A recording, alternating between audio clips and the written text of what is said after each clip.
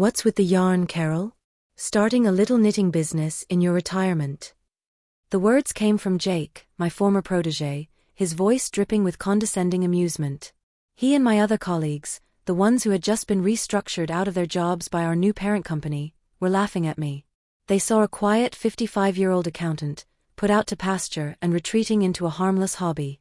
They had no idea that my little knitting business was an online empire of rare, ethically sourced fibers with a global following.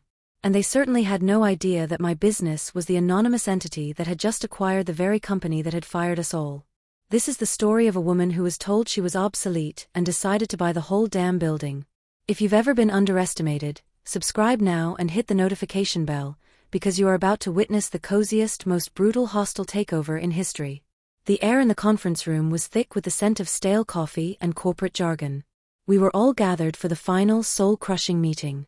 For 25 years, I had been the senior accountant at West Coast Textiles, a solid mid-level fabric supplier based in a sprawling low-slung building in an industrial park just south of San Jose. I wasn't just an employee, I was part of the furniture, the quiet, reliable woman who knew where every single dollar had gone for the past quarter of a century. A month ago, our comfortable family-owned company had been bought out by a massive, faceless international conglomerate, Global Fabrico. And today was the day the new management, a team of slick 20-something consultants from an LA private equity firm, were announcing the synergies and restructuring. We all knew what that meant. One by one, they called the names.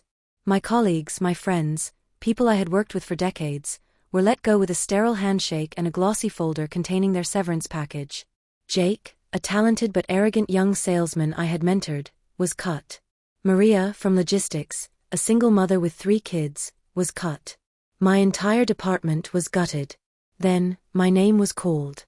The young consultant, who looked like he had been born the year I started my 401k, didn't even make eye contact. Carol, he said, reading from a script, your role has been deemed redundant in the new operational structure.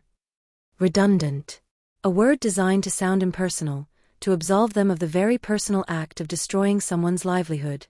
We all ended up at a cheap bar down the street, a sad, dazed collection of middle-aged professionals drowning our shock in happy hour beer. I was sitting quietly, trying to process the sudden violent end of my career, my hands busy with a small ball of merino wool and a pair of bamboo needles. It was a habit, something to keep my hands and mind occupied. That's when Jake, already 3 beers in and radiating a bitter misplaced anger, noticed what I was doing. "What's with the yarn, Carol?" he sneered, his voice loud enough for the whole table to hear. "Starting a little knitting business in your retirement?" A few others snickered. They saw a cliché, the gentle domestic old woman, retreating into a folksy craft now that her useful corporate life was over. They saw my passion as a pathetic little hobby. I just gave a small quiet smile and said, something like that. I let them laugh. I let them underestimate me one last time. It was a feeling I was quite used to, and one I had learned to leverage with devastating precision. Will this dismissive insult lead to a shocking karmic reckoning? This story of a hidden empire is just getting started. If you're hooked by this story of karma, subscribe now so you don't miss the next chapter. My life has always been one of quiet dualities. By day, I was Carol, the meticulous, unassuming accountant at West Coast Textiles. I was the one people came to with their expense reports and their budget questions. I was reliable, invisible, a background character in the corporate drama. But by night, and on weekends, I was the weaver. For the past 10 years, I had been cultivating a secret second life. It started as a passion project, a blog where I wrote about the history and art of natural fibers. I began sourcing small batch, ethically produced yarns from artisans around the world, rare vicuña from Peru, hand-dyed kiviot from Alaska, artisanal silk from Japan. I built an online store, The Weaver's Spindle. I understood something the big corporations like Global Fabrico, with their focus on cheap synthetics and mass production, had forgotten. The modern craft movement, especially in a place like California, was not about saving money. It was a luxury market. It was about authenticity, sustainability, and the story behind the materials. My customers weren't just knitters, they were connoisseurs. They were tech executives from Silicon Valley who needed a way to de-stress, Hollywood costume designers looking for unique materials, and a global community of fiber artists who were willing to pay a premium for quality and a connection to the source. My little knitting business was a multi-million-dollar e-commerce empire with a fiercely loyal global following, all run from a converted studio in my quiet suburban home in the East Bay. My colleagues had no idea. They saw my packed lunches and my sensible sedan and assumed I was just like them, dependent on my bi-weekly paycheck. My primary antagonists were Jake and, by extension, the new corporate culture that had discarded us. Jake represented the casual, unthinking ageism and sexism of the modern workplace. He saw my age and my hobby, and immediately devalued me, blind to the immense skill and business acumen it took to build what I had built. He was a symbol of the very corporate short-sightedness that was destroying the textile industry, chasing cheap, fast profits while ignoring the growing, powerful niche market of quality and craftsmanship. He and the other bros in the sales department were the reason West Coast textiles had been stagnating, the reason it had become a target for a buyout in the first place. What is this hidden business that could change everything?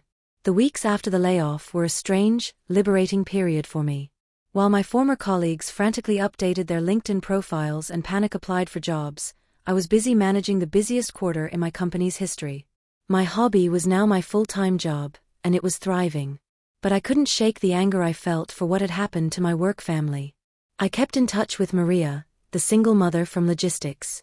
She was struggling, her severance was running out, and she was terrified of losing her house. The new management at West Coast Textiles, under the direction of Global Fabrico, had created a real and devastating human cost. The conflict began to take shape as I watched, from the outside, the systematic destruction of the company I had helped build. The new management was a disaster. They were consultants, not textile people. They discontinued our most beloved high-quality fabric lines in favor of cheap, high-volume polyester blends from overseas.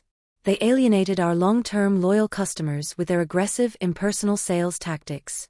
I saw it in the industry chatter online, and I heard it directly from old clients who, knowing my expertise, began calling me for advice on where to source the materials West Coast no longer provided. The primary obstacle to any sort of justice was the sheer scale of Global Fabrico. They were a faceless behemoth.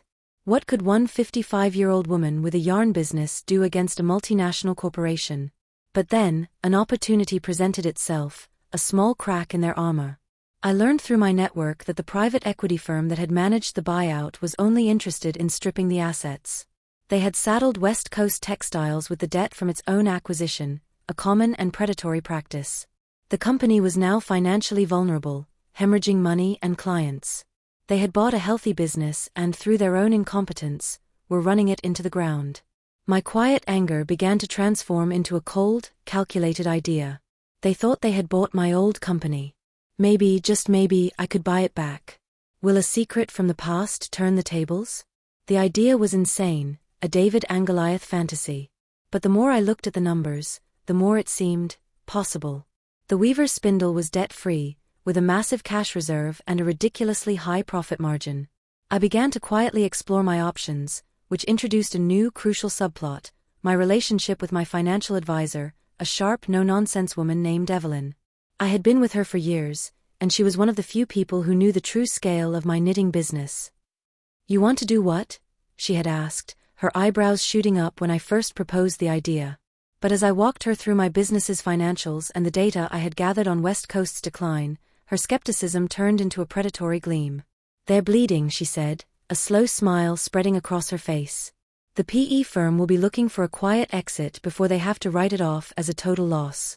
They won't care who the buyer is, as long as the check clears." The pressure was on. We had a window of opportunity before the company became insolvent. The ticking clock was the company's own burn rate. The complexity was that I couldn't do it as Carol, the fired accountant. I had to do it as the weaver. I engaged a high-powered corporate law firm in San Francisco, instructing them to create a new, anonymous LLC to act as the purchasing entity. The entire transaction would be handled through them, my identity completely shielded. I was a ghost, a phantom buyer. The only people who knew the truth were me, my lawyer, and my financial advisor. It was a complex, exhilarating, and terrifying game of corporate chess.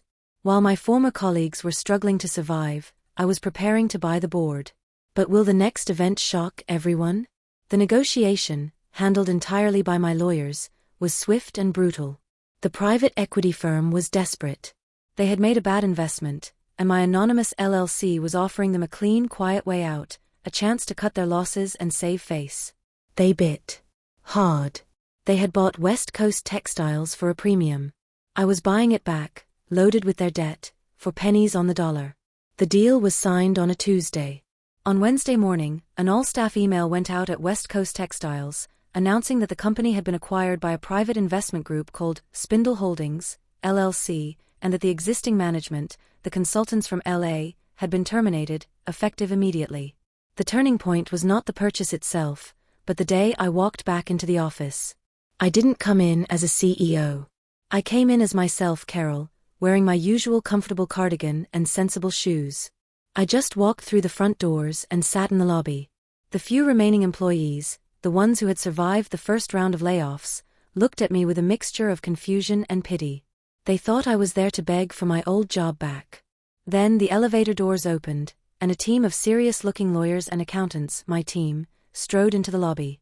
The lead lawyer, a formidable woman named Ms. Albright, walked over to me. "We're ready for you, Ms. Miller," she said, her voice respectful. I stood up. The receptionist, a young woman who had always been kind to me, just stared, her mouth agape. As I walked with my team towards the conference room, the one where I had been so callously fired, I passed Jake and a few of the other laid-off salespeople. They were there for a networking event the now-fired management had organized, a pathetic attempt to pretend they were all still one big happy family. Jake saw me, saw the lawyers, and a look of pure, uncomprehending shock spread across his face. The quiet, knitting-obsessed old woman he had mocked was walking into the boardroom with a team of corporate sharks. The world had just turned upside down, and he had no idea why. How will this shocking secret change their lives forever? This incredible twist has you hooked? Subscribe now for more stories of delicious karma. I didn't go to the networking event. I went to the conference room and, with my legal and financial teams, began the process of taking back my company. The immediate consequence of the acquisition was a complete purge of the toxic management and their disastrous policies. The first official act of Spindle Holdings was to halt the discontinuation of our classic fabric lines and to immediately reinstate our old, customer-friendly sales policies. The reaction from the remaining staff was one of stunned, joyful disbelief. When the news spread that the consultants were out, a palpable wave of relief washed over the building. But the true repercussions were felt by my former colleagues, the ones who had been laid off. They were still at the sad little networking event in the cafeteria when David, the old head of HR whom I had immediately rehired, walked in. "Can I have your attention, please?" he announced. "As of this morning, West Coast Textiles is under new ownership. And our new owner's first directive is to offer every single employee who was let go in the restructuring their old job back, with full back pay and a 10% raise." The room erupted. People were crying, hugging, shouting with joy. In the middle of it all, I saw Jake. He wasn't celebrating. He was standing frozen, staring at me as I stood in the doorway of the cafeteria, watching. The pieces were clicking into place in his mind, the yarn, the lawyers, the new company name Spindle Holdings, and the look on his face was a priceless masterpiece of dawning, humiliating horror. He hadn't just been saved by the woman he mocked. He was now going to have to work for her.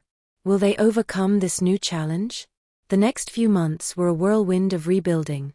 The challenge was immense. We had to restore faith with our alienated customers, rebuild our gutted departments, and undo the months of damage the consultants had done. My growth was in stepping out from behind the spreadsheets and the anonymous online persona and becoming a visible, active leader. I was no longer Carol, the quiet accountant. I was Ms. Miller, the CEO. My first act was to call an all-hands meeting. I stood before the entire company, the rehired and the survivors, and I told them the truth. I told them about the Weaver Spindle, my little knitting business, and how its success had allowed us to buy our company back. I laid out my new vision, a hybrid company that would honor the solid, reliable history of West Coast Textiles while integrating the innovative, high-end, direct-to-consumer model of the Weaver Spindle. We would be a company that valued both tradition and innovation, quality and community. My transformation was in finding my voice. I had spent my life being underestimated, and I had used it to my advantage. Now, I had nothing to hide. I walked the factory floor, I talked to the logistics team, I listened to the sales force. And I made a point of personally welcoming back every single employee who had been fired, including Jake. I didn't gloat. I didn't mention the bar. I just looked him in the eye and said, "Welcome back. We have a lot of work to do." The quiet professionalism, the refusal to acknowledge his past mockery, was a more powerful statement than any angry words could ever be. I had not just bought the company, I was earning the respect of the people within it. But what awaits them in the next confrontation? The final confrontation was not with a single person, but with the entire corporate mindset that had led to our downfall. Global Fabrico, the conglomerate that had bought us and sold us for scrap, was our biggest competitor. They still dominated the low-end, mass-market synthetic fabric industry. Now that we were back on our feet, they saw us as a resurgent threat. They launched an aggressive price war, flooding the market with cheap imports to try and undercut us and drive us out of business for good. This was the ultimate test. Could our newly revitalized company, with its focus on quality and ethics, survive a direct assault from a ruthless global giant? My preparation for this climax was not to fight their war. It was to redefine the battlefield. I called a meeting with my new leadership team, which included Maria, rehired and promoted to head of logistics, and a few other trusted veterans. "We will not compete on price," I announced. "We can't, and we shouldn't. We will compete on value, on story, on quality." Our strategy was to launch a massive marketing campaign, The Fabric of Our Lives, highlighting our American-made products, our skilled local workers, many of whom had been with us for decades, and our commitment to sustainable high-quality materials. We were going to sell not just fabric, but a philosophy. The tension was immense. It was a huge financial gamble, betting everything on the idea that in a world of fast, cheap and disposable goods, people would still pay for something real. The final confrontation will reveal everything, won't it? The climax of our story came at the industry's biggest annual trade show in Las Vegas. It was the ultimate stage for our showdown with Global Fabrico. They had a massive, flashy booth near the entrance, all neon lights and loud music, showcasing their cheap polyester fabrics. Our booth, which I had designed myself, was further back, but it was an oasis of calm and beauty. It was built with reclaimed wood and soft, natural lighting. Instead of loud videos, we had our actual artisans, weavers and spinners, demonstrating their craft. And at the center of it all, we had a display telling the story of our company's near-death and rebirth. On the second day of the show, the CEO of Global Fabrico's North American division, the very man who had approved our restructuring, came to our booth. He was flanked by his team, including the young consultant who had fired me. He walked through our space with a dismissive smirk, clearly intending to intimidate us. He stopped in front of me.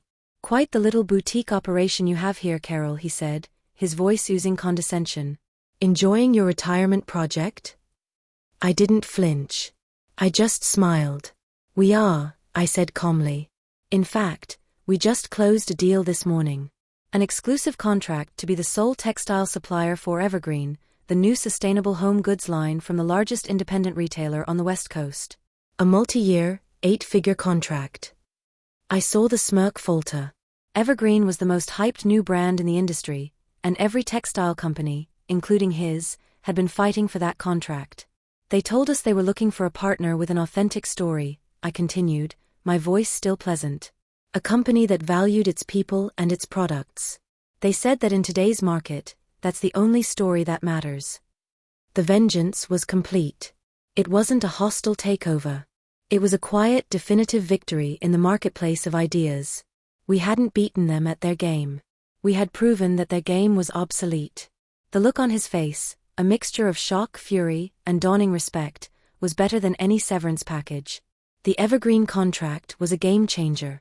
It didn't just save our company, it catapulted us to a new level of success and prestige. We became the industry leader in the sustainable and artisanal textile market, a sector that was exploding in popularity. Global Fabrico, with its outdated business model, began to see its profits decline for the first time in a decade. Within our own company, the culture was transformed. We were no longer just a business, we were a family, forged in the fire of a shared crisis. Maria, the single mother, was now a confident, brilliant executive. Jake, humbled and grateful, became our most effective and loyal salesman, because now he was selling a story he truly believed in. My life was unrecognizable. I was no longer the invisible accountant. I was a respected CEO, a leader in my industry, a woman who had, against all odds, saved the legacy she had spent her life building. The emotional resolution was not in the power or the money, but in the quiet satisfaction of seeing Calix, my friends, thriving a healthy, positive environment that we all build together. I had turned my little hobby into a powerhouse, not out of spite, but out of a dependable love for the craft, the people, and the legacy. One afternoon, I was walking through the bustling design department when I saw Hakem entering a young new hire. He was holding a piece of our finest hand-dyed wool. You see, said to the young woman, his voice full of genuine passion, this isn't a used thread. It has a story. And that's what we say here. I smiled. My work was done. The company was not just surviving, it was teaching the next generation the right lessons. The future was in good hands. Have you ever had a passion or a hobby that others dismissed, but that held the value and potential only you could see? This story is a powerful testament to the idea that the things we love, the skills we cultivate in our quiet hours, can become our greatest strengths. It's a reminder to never, ever let anyone underestimate you. Share your own story of a hidden talent or a passion project in the comments below. If this story of a quiet revolution inspired you, please like and subscribe for more emotional tales of victory.